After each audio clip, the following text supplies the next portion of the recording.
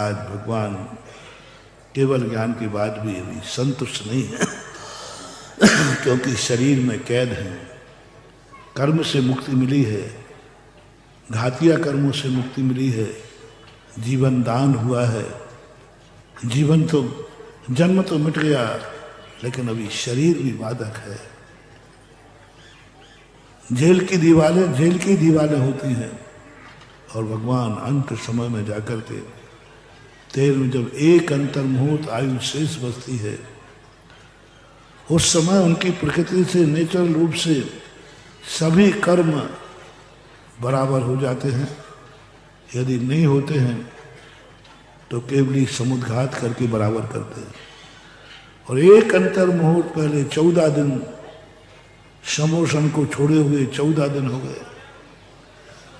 विशेषता देखो, मन वचन काय की चंचलता के लिए तीर्थंकर को 14 दिन हो गए खड़े हुए हैं।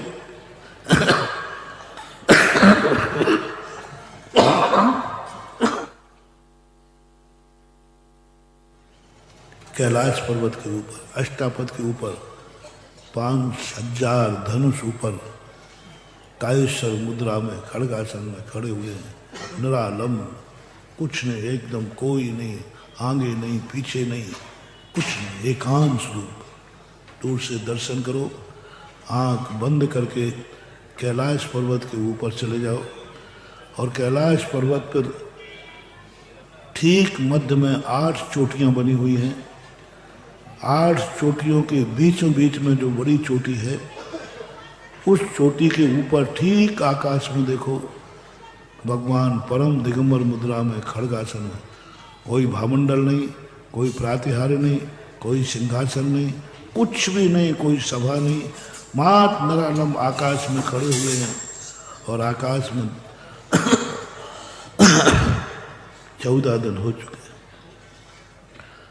आज जब उनके मन में आज अंतिम अंतर्मुहूर्त शेष रहा, तब तृतीय शुक्ल ध्यान के माध्यम से अपने मन को, वचन को, काय को, तीनों को, पहले बादर काय योग को नष्ट करते हैं, वचन योग को नष्ट करते हैं और मनोयोग की चंचलता रोकते हैं। माँ तब सूक्ष्म काय योग जब बचता है, सूक्ष्म यानी अब मन के मनोयोग, मनोवरणाएं खत्म हो गई, काय वरना खत्म हो गई। माँ शरीर नाम कर्म के उदय से, शरीर नाम कर्म के उदय से मात्र सूक्ष्म काय योग की प्रवृत्ति हो रही, क्योंकि श्वासोश्वास चल रही है। श्वासोश्वास चलने से काया में स्पंदन हो रहा है, अतः सूक्ष्म काय योग में स्थित होकर तृतीय शुक्ल ध्यान जाते हैं और तीसरे शुक्ल ध्यान के माध्यम से शरीर नाम कर्म के उदय को खत्म करते हैं। शरीर नाम कर्म जैसे ही खत्म होता है, आत्मा सुकुड़ करके बीच की पोलों को भर करके मनुष्याकार खड़गासन रूप में एक ठोसता को प्राप्त होती है। उसी समय उनके मन में उनका ध्यान, उनकी एकाग्रता शरीर के प्रति इतनी निर्मोही हो जाती है कि आत्मा के प्रदेश शरीर में रहकर शरीर को छोड़ देते हैं। शरीर में रहकर शरीर को छोड़कर सिमट जाते हैं। जितनी पोलें होती हैं वो पोलें ठोस हो जाती हैं और ऐसे जैसे होते ही भगवान जाकर के 14वें गुण स्थान में प्रवेश करते हैं। ये सब तुम अपना ध्यान कैलाश पर्वत के ऊपर लगाना। भगवान मुद्रा में खड़े दर्शन करो, ये अलौकिक दृश्य होता है। और इतनी बड़ी विशाल काया वाले भगवान बिल्कुल निरालंब आकाश में बहुत दूर से देखो, पास जाके नहीं दिखेंगे। और देख करके 14वें गुण स्थान में जैसे ही जाते हैं, कुछ देर रुकने के बाद फिर चतुर्थ शुक्ल ध्यान करते हैं। चतुर्थ शुक्ल ध्यान के माध्यम से घातिया कर्म तो नष्ट हो गए थे, लेकिन अघातिया कर्म भी कम नहीं है। अघातिया कर्म अव्याभास सुख को रोकते हैं। अनंत सुख की प्राप्ति हो जाती है, लेकिन अव्याभास सुख अभी भी उनके पास मौजूद रहता है। और अव्याभास सुख की दशा ऐसी हो जाती है क्योंकि अरहंत बनने से कोई ज़्यादा सुख की उपलब्धि नहीं होती है, मात्र ज्ञेय की अनुभूति होती है, ज्ञान की नहीं। अरहंत भगवान ज्ञेय का अनुभव करते हैं, अपनी भावी पर्याय को ज्ञान के माध्यम से अनुभव करते हैं। भावी पर्याय उनको ज्ञेय है, अभी अनुभव में नहीं आई। अरहंत भगवान बनने के बाद भी केवल ज्ञान के माध्यम से वो अपने आत्मा के शुद्ध स्वरूप को देखते तो हैं, जानते तो हैं, लेकिन अनुभव नहीं करते। केवल ज्ञान हो गया, लेकिन अभी उनके आत्मा के गुणों की शुद्धि नहीं हुई।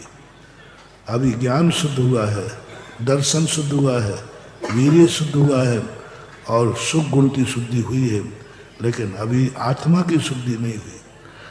ज्ञान की शुद्धि से आत्मा का आनंद नहीं आता है, दर्शन की शुद्धि से आत्मा का आनंद नहीं आता है, जब तक आत्मा की शुद्धि नहीं हो।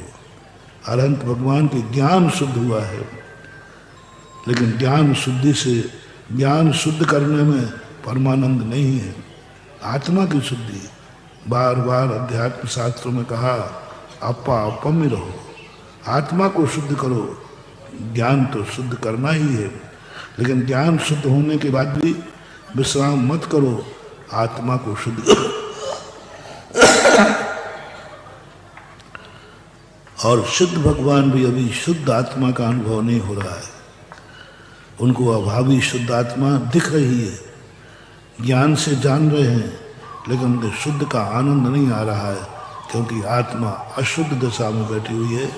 अभी उनके जितने गुण हैं वे सब अशुद्धता को प्राप्त हो रहे हैं। इससे अनंत सुख अलग है, अव्याभास सुख अलग है। अरहंतों के सम्यक्त गुण प्रकट नहीं हुआ है, सम्यक दर्शन हुआ है।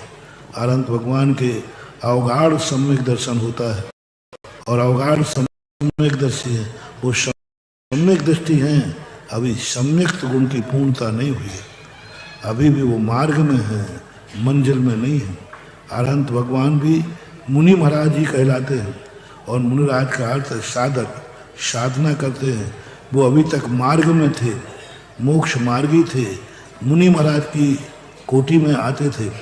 अब जब उन्होंने देखा कि अनंत सुख मिलने के बाद इससे क्या होगा, हम भावी पर्याय को ज्ञेय की अनुभूति कर रहे हैं। भावी पर्याय उनकी ज्ञेय है, ज्ञान जान रहा है, लेकिन उन्हें साक्षात अनुभव नहीं हो रहा है। जैसे कोई व्यक्ति भोजन को देख रहा है, जान रहा है, लेकिन उस भोजन का आनंद नहीं आता है, ऐसे ही अरहंत भगवान के पहले तक किसी व्यक्ति को आत्मा का आनंद नहीं आता, भगवान को भी नहीं आ रहा है। और भगवान अंदर आत्मा कहती, मुझे तो आत्मा का आनंद चाहिए है, मुझे ज्ञान का आनंद तो मैंने बहुत बार प्राप्त कर लिया। ऐसे आत्मा के आनंद को प्राप्त करने के लिए भगवान की आत्मा की परिणति ने कहा, ये चार अघातिया कर्म जब तक रहेंगे तब तक हमें अव्याभास सुख प्राप्त नहीं होगा। अतः तृतीय चतुर्थ शुक्र ध्यान में विपरीत क्रिया निवृत्ति नाम के ध्यान के माध्यम से एक दो भाग करते हैं। पहले भाग में 72 प्रकृतियों को एक साथ नाश करते हैं। 72 प्रकृतियाँ जैसे एक साथ नाश होती हैं, और 72 प्रकृतियाँ को नष्ट करने के बाद अभी 13 प्रकृतियाँ और शेष रहीं। 14वें गुणस्तर संसार दशा का अंतिम समय है, अंतिम क्षण है, अंतिम है। बस जैसे ही वह अंतिम समय में प्रवेश करके 13 प्रकृतियों का नाश करते हैं, उसी समय ये शरीर विकटित हो जाता है और आत्मा सिद्धत्व को प्राप्त हो जाती है। अगर आपको मेरी वीडियो अच्छी लगती है तो प्लीज़ मेरे चैनल को लाइक करें, शेयर करें और सब्सक्राइब करें। Thank you.